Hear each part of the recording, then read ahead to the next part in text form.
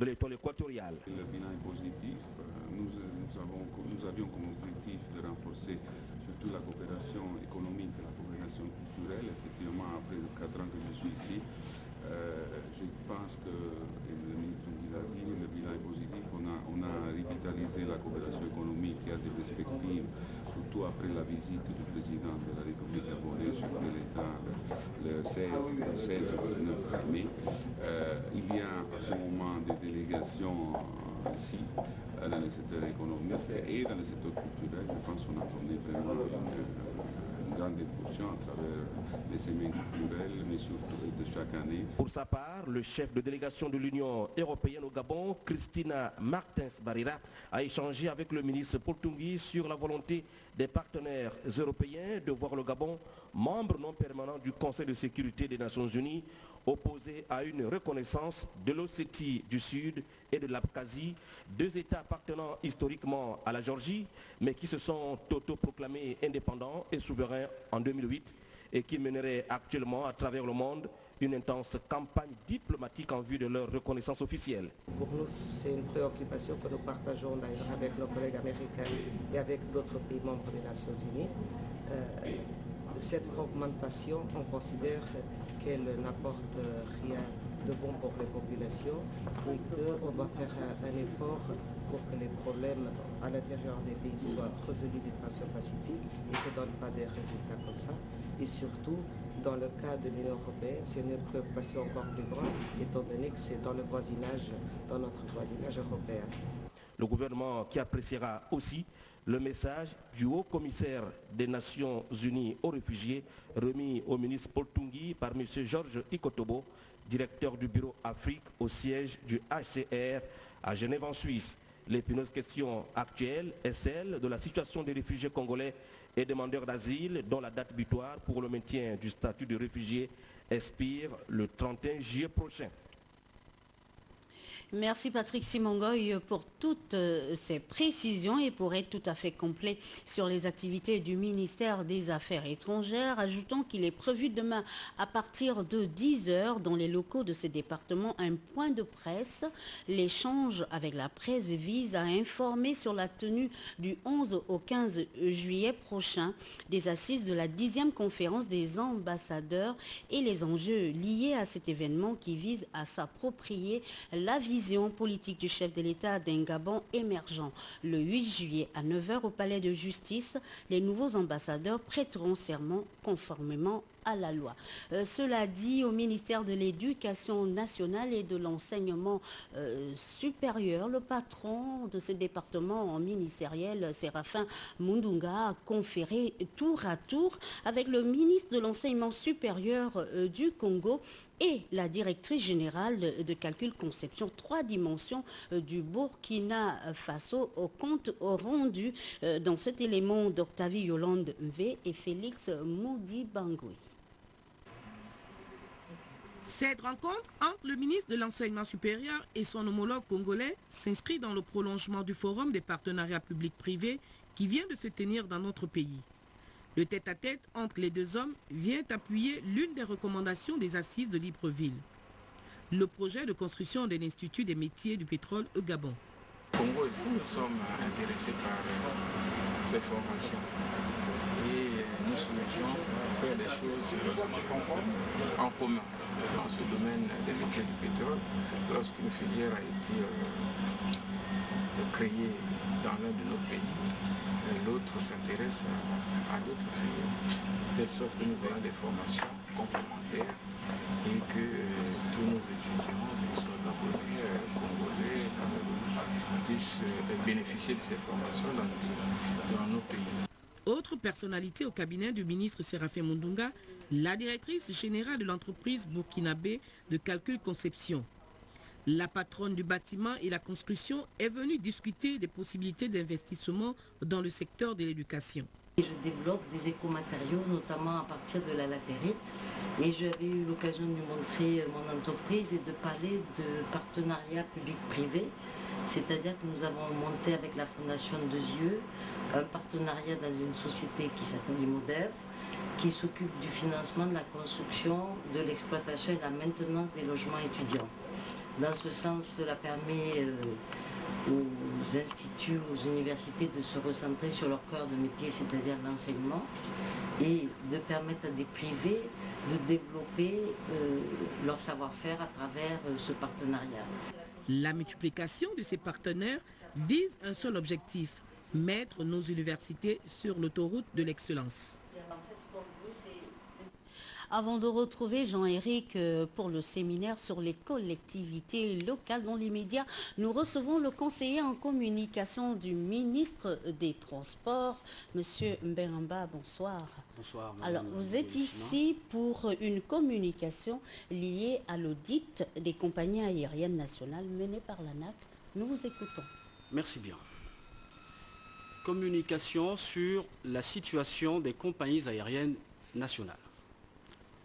Sur instruction du ministre des Transports, l'Agence nationale de l'aviation civile, ANAC, a effectué du 15 au 29 juin 2011 des audits sur les compagnies aériennes gabonaises. Ces audits ont porté sur les aspects ayant des conséquences directes sur la sécurité de l'exploitation des aéronefs utilisés. Sur l'ensemble des compagnies auditées, 8 au total, 2 ont vu le maintien de leur certificat de transporteur aérien. Les 6 autres sont suspendus jusqu'à la levée des non-conformités constatées. Les décisions prises par l'ANAC à l'issue de ces audits prévus par la loi militent en faveur de l'amélioration de la sécurité aérienne dans notre pays et interpellent les exploitants des compagnies aériennes sur la nécessité absolue de se conformer aux normes et recommandations de l'OACI en la matière. Le ministre des Transports invite l'ensemble des acteurs du secteur à plus de rigueur et de professionnalisme pour plus de sécurité dans le transport aérien gabonais. Merci, monsieur le conseiller. Je vous invite à suivre ce sujet sur le projet de développement des infrastructures locales PEDIL qui prend fin cette année. Pour évaluer ses acquis, les maires des communes bénéficiaires sont en séminaire depuis ce matin au palais Omar Bongo Ondimba du Sénat à l'initiative du gouvernement et de la Banque mondiale. Compte rendu Jean-Éric Ndiengi Mongalabuka. Lancé en 2006 pour 5 ans à l'initiative du gouvernement et cofinancé par la Banque mondiale et l'État gabonais, l'OPEDIL, projet phare du programme national des typés, est à l'heure des bilans. Avec l'équipe de la Commission nationale des typés, nous avons réussi à réaliser la mission qui nous avait été confiée par le gouvernement. Nous avons donc l'espoir que conformément à la volonté du chef de l'État et du gouvernement de soulager les populations démunies, les autorités prendront les dispositions nécessaires pour que le programme se poursuive sur l'ensemble du territoire national. Pendant 5 années, plusieurs micro-projets et réalisations ont vu le jour dans 6 capitales provinciales pour améliorer les conditions des populations bénéficiaires, promouvoir l'emploi et l'entrepreneuriat. À l'heure du bilan, ce séminaire d'évaluation s'imposait. Je souhaite que ce forum produise des actes pertinents et utiles à la compréhension et au renforcement de l'efficacité dans l'action future de ce projet. Le programme national de typé revêt pour le gouvernement une importance particulière dans la mesure où celui-ci actionne simultanément plusieurs leviers de développement et prend ici en compte l'essentiel des objectifs économiques et sociaux de la politique de l'émergence. En ouvrant les travaux de ce séminaire bilan, Jean-François Ndongo, ministre en charge des collectivités locales, a relevé l'intérêt et les efforts de développement du PEDIL qui épouse la vision d'un Gabon émergent prônée par le président Ali Bongo Ondimba. Les réalisations du PEDIL sont nombreuses. Outre la mise en œuvre du programme de renforcement des capacités pour accroître l'expérience des collectivités locales dans l'autogestion, le projet a aussi renforcé les capacités en matière d'infrastructure et d'équipement par la construction de routes en pavé et des passerelles en vue de désenclaver certains quartiers sous-intégrés et de leur permettre l'accès aux moyens de transport en commun et aux réseaux d'eau et d'électricité. Des négociations pour la reconduction du PEDIL au pas sont en cours entre le Gabon et la Banque mondiale. Ce séminaire pourrait aider à la décision. Les travaux se poursuivent en atelier. Ces belles images étaient de Victor Mundunga alias France 24. Sur le front social, après une longue attente, les agents des services en chômage technique reviennent à la charge pour revendiquer leurs droits. Pour le matérialiser, ils se sont rendus au ministère de tutelle sur place Basile Biwaou Mikala. Ces mères et pères de famille, depuis des mois, ont vu leur vie basculer et se transformer en un cauchemar.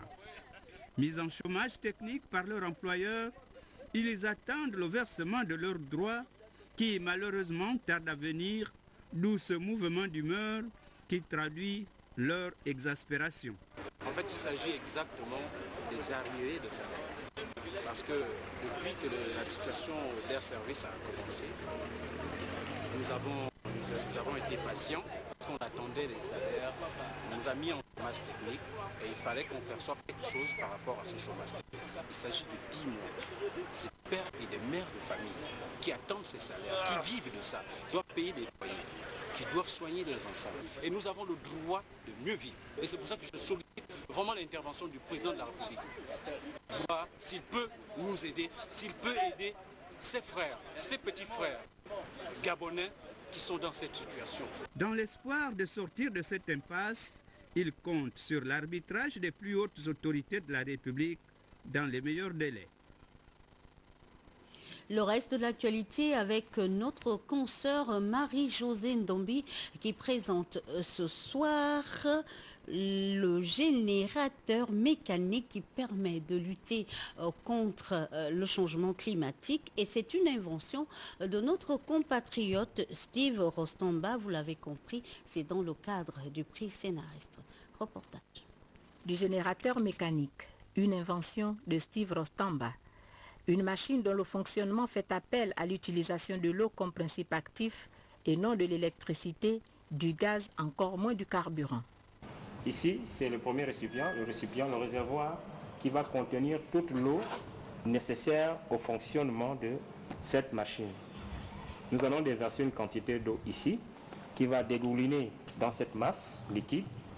Ensuite, une fois que l'eau s'est retrouvée dans ce récipient, nous ouvrons ce robinet.